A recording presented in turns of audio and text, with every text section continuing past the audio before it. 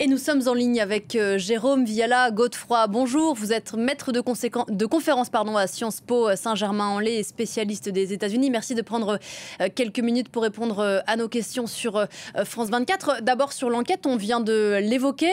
Est-ce qu'il est envisageable que les services de sécurité aient failli ? Oui, alors il y a une question sur le périmètre de sécurité, notamment au niveau des toits.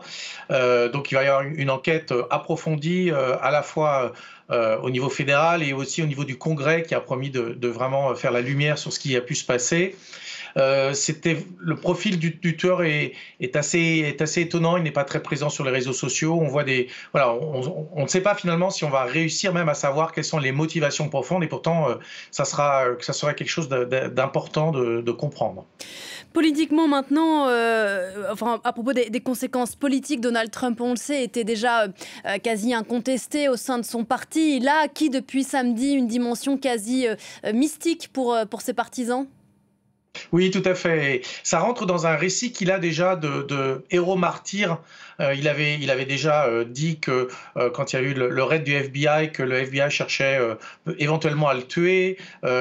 C'est quelque chose auquel d'ailleurs adhèrent vraiment ses partisans. Et là, pour le coup, suite au procès aussi, on voit quelque chose qui donne de l'eau au moulin de ce récit auquel adhère vraiment une bonne partie de ses partisans. Et cette dimension, comme vous disiez, quasiment cultuelle, on voit cette référence à Dieu.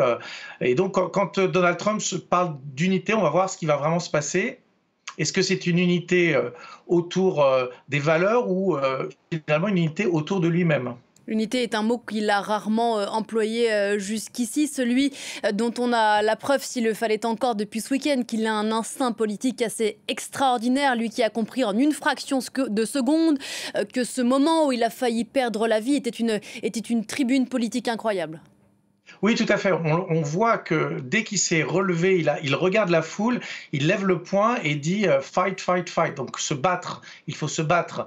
Et là, il fait preuve effectivement d'un instinct qui lui est assez typique sur le moment. Et cette image de Donald Trump, le poing levé, on voit d'ailleurs avec le drapeau américain derrière, avec le sang sur le visage, c'est quelque chose qui va être effectivement excessivement exploité et qui va marquer la campagne. Et cette photo signée Evan Vucci pour Associated Press, effectivement, restera dans l'histoire et pas que dans l'histoire politique américaine. Côté démocrate maintenant, on est privé d'un des principaux carburants de la campagne, celui qui était d'accuser Donald Trump d'être un danger pour la démocratie.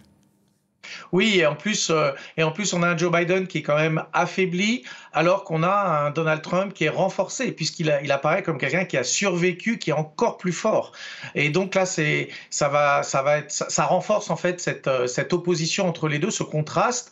Et c'est quelque chose qui peut être embêtant pour les démocrates, parce que finalement, les Américains ont toujours aimé quand même avoir un leader qui représente la force.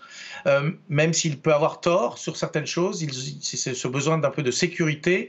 Et on va voir comment les choses vont évoluer. D'un autre côté, on est encore loin des élections, on a encore quelques mois, mais c'est un tournant quand même.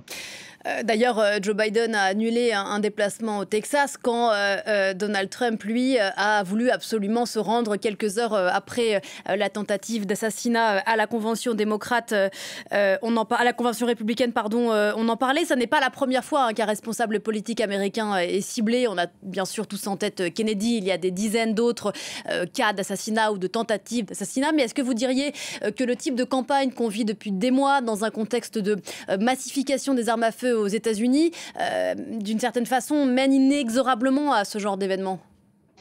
Alors, il est difficile, comme on ne connaît pas les motivations, de voir le lien direct, mais il est évident qu'il y a à la fois dans la rhétorique et même dans des actions qu'on peut voir, il y a une dégradation de la politique et une violence de plus en plus forte, auquel d'ailleurs a beaucoup participé Donald Trump.